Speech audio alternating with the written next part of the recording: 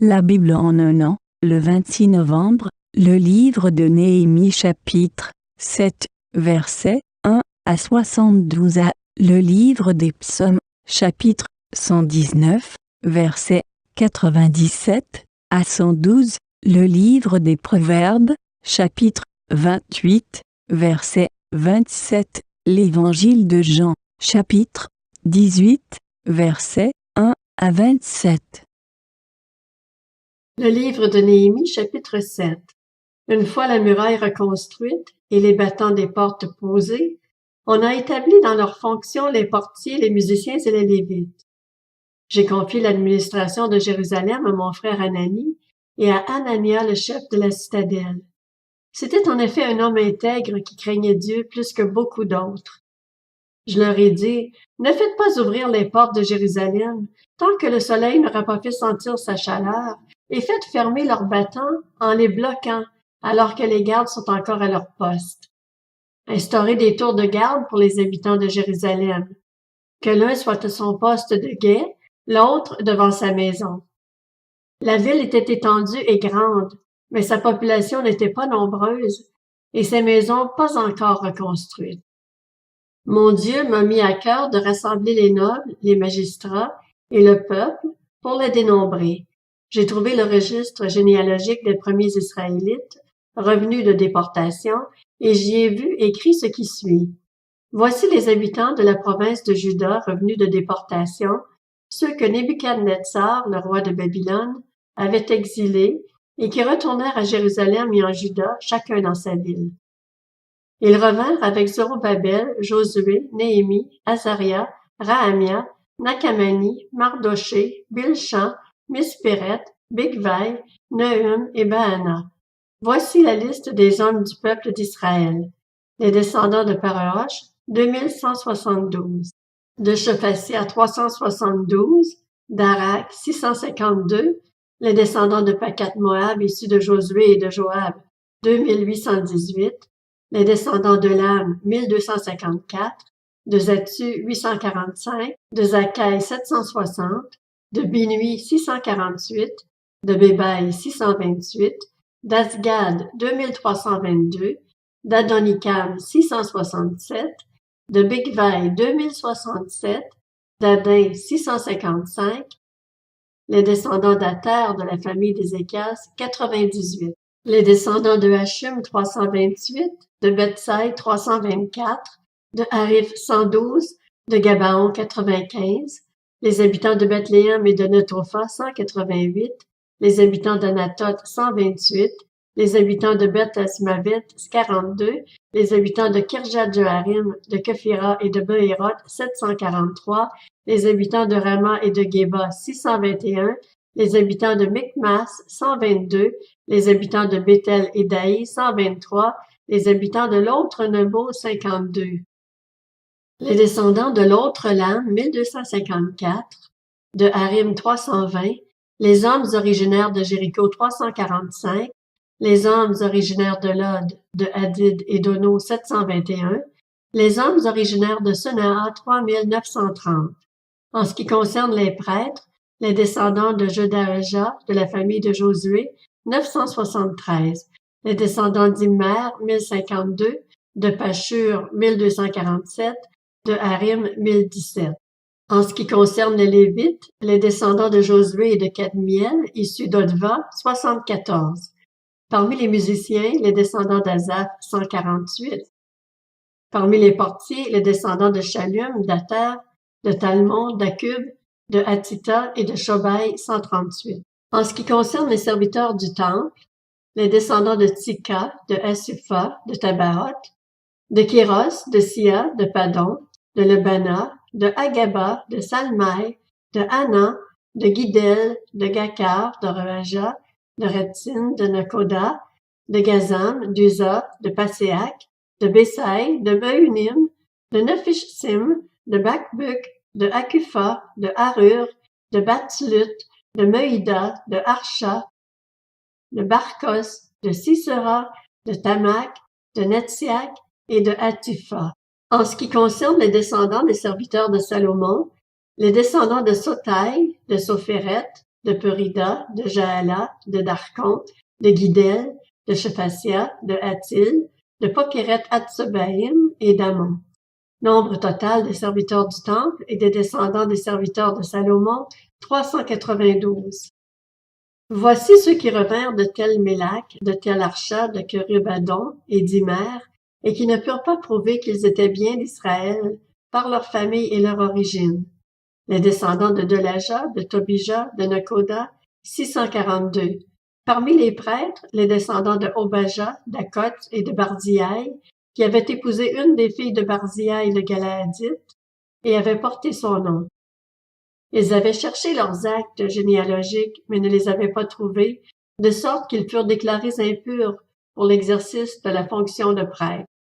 Le gouverneur de Juda leur interdit de manger des offrandes très saintes, et ce, jusqu'à ce qu'un prêtre ait pu consulter l'Urim et le Thummim. L'Assemblée d'Israël tout entière se composait de 42 360 personnes, sans compter leurs serviteurs et leurs servantes, au nombre de 7 337. Parmi eux se trouvaient 245 musiciens, hommes et femmes. Ils avaient 736 chevaux, 245 mulets, 435 chameaux et 6 720 ânes. Plusieurs des chefs de famille firent des dons pour les travaux. Le gouverneur, 1000 pièces en or, 50 coupes et 530 tuniques destinées aux prêtres. Les chefs de famille, 20 000 pièces en or et 1320 kilos d'argent. Le reste du peuple, 20 000 pièces en or, 1200 kilos d'argent et 67 tuniques destinées aux prêtres. Les prêtres et les lévites, les portiers, les musiciens, quelques membres du peuple et les serviteurs du temple, de même que tout Israël, s'installèrent dans leurs villes respectives. Le livre des Psaumes, chapitre 119. Combien j'aime ta loi! Je la médite toute la journée. Tes commandements me rendent plus sage que mes ennemis, car je les ai toujours avec moi. Je suis plus perspicace que tous mes maîtres, car je médite tes instructions. J'ai plus d'intelligence que les vieillards, car je respecte tes décrets. J'écarte mes pas de tout mauvais chemin, afin de me conformer à ta parole. Je ne me détourne pas de tes sentences, car c'est toi qui me les as enseignées. Que tes paroles sont douces pour mon palais, elles sont plus douces que le miel à ma bouche. Grâce à tes décrets, je deviens intelligent. C'est pourquoi je déteste toute voix de mensonge. Ta parole est une lampe à mes pieds et une lumière sur mon sentier. Je jure, et je tiendrai ma promesse, de respecter tes justes sentences. Je suis profondément humilié. Éternel, rends-moi la vie conformément à ta parole. Accueille favorablement les sentiments que j'exprime, Éternel, et enseigne-moi tes lois. Ma vie est constamment en danger, mais je n'oublie pas ta loi. Des méchants me tentent des pièges, mais je ne m'égare pas loin de tes décrets. Tes instructions sont pour toujours mon héritage, car elles font la joie de mon cœur. Je pousse mon cœur à mettre tes prescriptions en pratique, et ce toujours, jusqu'à la fin. Le livre des Proverbes, chapitre 28. Celui qui donne aux pauvres ne connaît pas la misère, mais ceux qui fuient son regard sont chargés de malédiction. L'Évangile de Jean, chapitre 18. Après avoir dit ces paroles, Jésus alla avec ses disciples de l'autre côté du torrent de Cédron, où se trouvait un jardin. Il y entra, lui et ses disciples.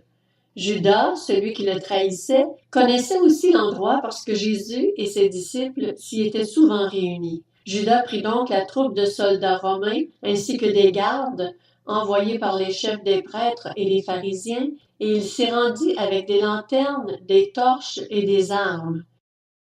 Jésus, qui savait tout ce qui devait lui arriver, s'avança alors et leur dit « Qui cherchez-vous » Ils lui répondirent « Jésus de Nazareth ». Jésus leur dit « C'est moi ». Judas, celui qui le trahissait, était avec eux. Lorsque Jésus leur dit « C'est moi », ils reculèrent et tombèrent par terre. Il leur demanda de nouveau « Qui cherchez-vous » Ils dirent « Jésus de Nazareth ». Jésus répondit « Je vous ai dit que c'est moi. Si donc c'est moi que vous cherchez, laissez partir ceux-ci. » Il dit cela afin que s'accomplisse la parole qu'il avait prononcée. « Je n'ai perdu aucun de ceux que tu m'as donnés. » Alors Simon-Pierre, qui avait une épée, la tira, frappa le serviteur du grand prêtre et lui coupa l'oreille droite. Ce serviteur s'appelait Malchus. Jésus dit à Pierre, « Remets ton épée dans son fourreau. Ne boirai-je pas la coupe que le Père m'a donnée à boire? » La troupe, le commandant et les gardes des Juifs s'emparèrent alors de Jésus et l'attachèrent. Ils l'emmenèrent d'abord chez Anne, car il était le beau-père de Caïphe qui était grand prêtre cette année-là. Or Caïphe était celui qui avait donné ce conseil aux Juifs. Il vaut mieux qu'un seul homme meure pour le peuple. Simon-Pierre et un autre disciple suivaient Jésus. Ce disciple était connu du grand prêtre, et il entra avec Jésus dans la cour de la maison du grand prêtre, tandis que Pierre restait dehors près de la porte. Alors l'autre disciple, qui était connu du grand prêtre, sortit, parla à la femme qui gardait la porte et fit entrer Pierre. La servante qui gardait la porte dit à Pierre, « Ne fais-tu pas partie, toi aussi, des disciples de cet homme? » Il répliqua, « Je n'en fais pas partie. » Les serviteurs et les gardes qui étaient là avaient allumé un feu de braise pour se réchauffer car il faisait froid. Pierre se tenait avec eux et se chauffait aussi. Le grand prêtre interrogea Jésus sur ses disciples et sur son enseignement.